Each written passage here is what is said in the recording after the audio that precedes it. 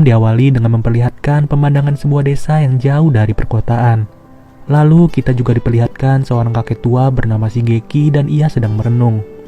Tapi kakek ini tidaklah sendirian, melainkan ia berada di tempat perawatan orang-orang lansia atau panti jompo.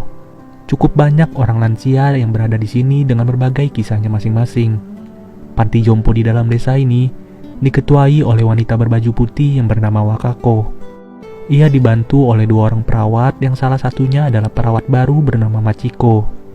Hari pertama Machiko bekerja hanya diisi dengan aktivitas sebagai perawat orang-orang lansia. Ketika sudah malam, ia pulang naik sepeda untuk kembali lagi ke rumahnya. Sampai di rumah, Machiko hanya mengisi waktu dengan mendoakan anaknya yang telah meninggal. Pada hari kedua, kakek Shigeki dikumpulkan bersama orang lansia lainnya untuk sesi pencerahan.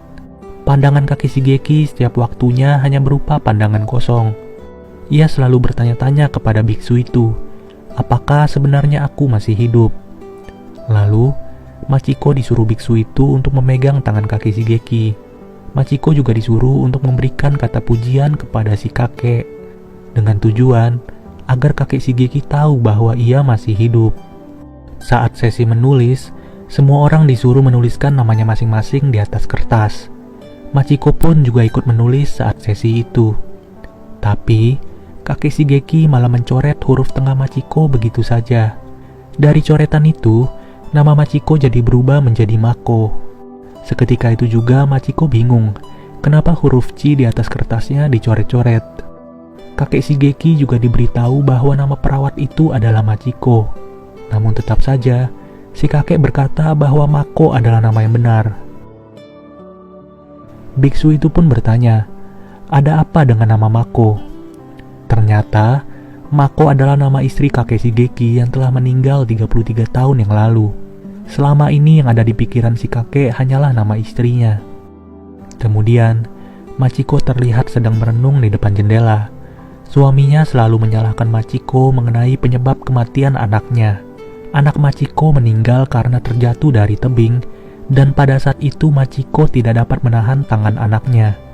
Suami Machiko pun sampai sekarang masih tidak terima dengan kematian anak satu-satunya. Di hari ketiga, seluruh anggota panti jompo merayakan ulang tahun kakek Shigeki. Terlihat bahwa kakek Shigeki mulai tersenyum saat sesi foto-foto. Tapi, si kakek tiba-tiba kembali teringat sosok istrinya. Sampai sekarang ini kakek Shigeki belum bisa menerima kepergian istrinya. Machiko yang berada di sana juga merasa sedih melihat kondisi kakek Shigeki. Saat hari sudah malam, kakek Shigeki hanya berdiam diri di dalam kamar sambil melihat foto istrinya. Tidak lama kemudian, Machiko izin untuk masuk ke dalam kamar karena dia ingin membersihkan tempat sampah di kamar kakek. Machiko pun menemukan sebuah tas yang dikira Machiko adalah sampah. Namun, kakek Shigeki malah langsung merebut tas itu dan mendorong Machiko sampai terbentur. Saat itu juga, Machiko diantar pulang ke rumahnya oleh Wakako. Tangan Machiko pun harus diperban akibat didorong kakek Shigeki. Di dalam mobil itu, Machiko meminta maaf kepada Wakako karena ia merasa gagal membuat kakek Shigeki nyaman.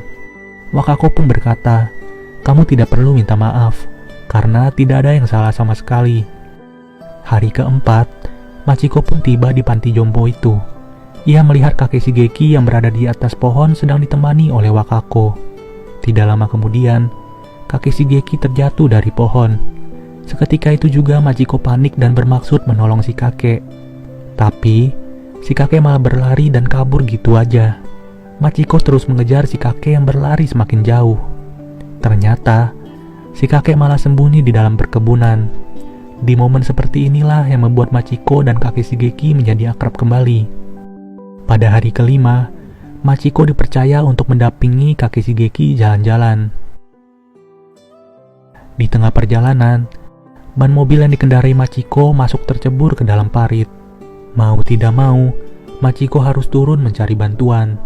Ia menyuruh kakek Shigeki agar tetap berada di mobil dan tidak kemana-mana. Si kakek pun nurut aja, apalagi udah dikasih minum sama Machiko. Saat Machiko kembali, kakek Shigeki tidak berada di mobil lagi. Seketika itu juga Machiko panik dan langsung mencari si kakek. Machiko terus mencari si kakek sampai berteriak. Lalu, Machiko melihat kakek Shigeki sedang berada di perkebunan semangka. Ia langsung menghampiri si kakek yang sedang mengambil buah semangka. Tapi, kakek Shigeki malah menjauh dari Machiko. Kakek yang terus kabur pada akhirnya pun harus terjatuh. Akibat terjatuh, semangka yang dibawa kakek juga ikut terbelah begitu saja. Si kakek pun langsung menyuapi buah semangka itu kepada Machiko. Matahari yang begitu terik membuat Machiko kelelahan dan tepar begitu saja. Kemudian, si kakek terus berjalan masuk ke hutan sambil diikuti oleh Machiko. Jujur aja, gua salut banget sama Machiko yang selalu perhatian sama si kakek. Mungkin ini adalah bentuk penyesalan Machiko yang telah gagal menjaga anaknya. Jadi, apapun akan dia lakukan demi menjaga si kakek Shigeki. Mereka berdua terus masuk ke dalam hutan dan semakin jauh dari perdesaan. Saking jauhnya, sinyal HP pun tidak terdeteksi di tempat ini. Si kakek yang terus berjalan tanpa henti pun pada akhirnya kelelahan dan tidak sanggup untuk berjalan. Machiko menyuruh si kakek untuk beristirahat sebentar saja. Tapi, si kakek tidak menjawab apa-apa. Machiko juga bertanya kepada si kakek, apakah tas ini sangatlah penting? Kakek Shigeki pun menjawab bahwa tas yang ia bawa itu sangatlah penting. Bahkan, tas itu lebih penting dari dirinya sendiri. Kemudian, mereka kembali melanjutkan perjalanan yang tidak tahu akan kemana. Mereka menemukan sebuah sungai kecil dan si kakek tetap ingin menyeberangi sungai itu. Machiko yang khawatir tidak mengizinkan kakek Shigeki untuk menyeberang. Tapi, si kakek tidak peduli dengan perhatian Machiko. Alhasil, Machiko sedih dan menangis histeris begitu saja. Dalam kondisi hujan yang sudah turun, si kakek pun tidak tega melihat Machiko yang terus menangis. Dari kepala sampai kaki mereka sudah terbasahi oleh air hujan. Machiko selalu mengikuti kemanapun kakek Shigeki pergi. Bahkan, ia tidak pernah mengeluh dengan perilaku si kakek. Apa yang dilakukan oleh Machiko sebenarnya sudah di luar konteks panti jompo. Namun, Machiko tetap peduli dan ia merasa sangat sayang dengan si kakek. Bener-bener deh, ini cewek idaman banget. Saat malam hari, mereka berdua berdiam di tengah hutan sambil menyalakan api unggun. Udara yang begitu dingin membuat si kakek menggigil dan lemas dalam seketika. Begitu juga dengan Machiko. Bajunya yang basah membuat Machiko hanya mengenakan kaos dalam tanpa jaket. Tidak lama kemudian, Machiko memanggil kakek Shigeki tapi si kakek tidak bisa menjawab. Lalu Machiko langsung mendekati si kakek dan memberinya air minum. Kakek Shigeki terus-terusan gemetar karena kedinginan. Machiko pun menggosok-gosok lengan si kakek namun tetap saja tidak mempan. Ia juga membuka baju si kakek agar Machiko bisa menggosok seluruh badannya. Melihat si kakek masih menggigil, mau gak mau Machiko membuka kaosnya begitu saja. Ia pun memeluk si kakek dari belakang sambil menggosokkan badannya kepada si kakek. Pagi hari pun tiba. Kakek Shigeki bangun terlebih dahulu daripada Machiko.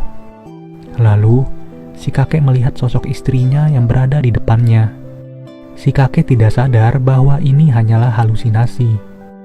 Si kakek mengajak Mako untuk menari di tengah hutan. Machiko yang terbangun pun melihat si kakek yang hanya menari sendirian. Kemudian, mereka melanjutkan perjalanan lagi di dalam hutan itu. Tas yang begitu berat dan tidak tahu apa isinya pun dibawa oleh Machiko. Karena si kakek sudah tidak kuat membawanya. Lalu, mereka menemukan sebuah pohon yang begitu besar.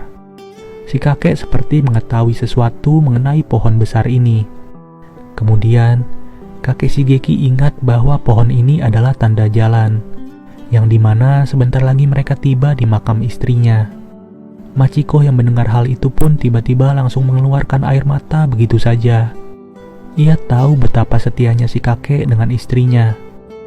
Keterbatasan umur dan fisik bukanlah menjadi alasan bagi si kakek untuk tidak mencintai istrinya. Tidak jauh dari pohon itu, mereka berdua menemukan makam istri si kakek yang hanya ditandai dengan sebuah kayu. Kakek Shigeki pun langsung mengambil tas miliknya dan mengeluarkan sebuah bungkusan putih. Saat dibuka, isi dari bungkusan itu adalah sebuah kotak kecil yang dapat memainkan alunan musik. Lalu, si kakek juga mengeluarkan banyak sekali catatan dari tasnya. Catatan milik si kakek itu ditulis dari tahun 1973 sampai tahun 2006. Lebih tepatnya, catatan itu udah dibuat si kakek selama 33 tahun. Ternyata, catatan itu sengaja ditulis oleh si kakek Shigeki setiap tahunnya. Karena ia sudah tersesat sekian lama untuk mencari makam istrinya yang bernama Mako. Pada akhirnya, di tahun 2006 kakek Shigeki bersama Machiko berhasil menemukan makam istrinya. Lalu, kakek Shigeki tidur di atas makam istrinya itu. Ketika itu juga, Machiko langsung memutar kotak musik yang dibawa oleh si kakek.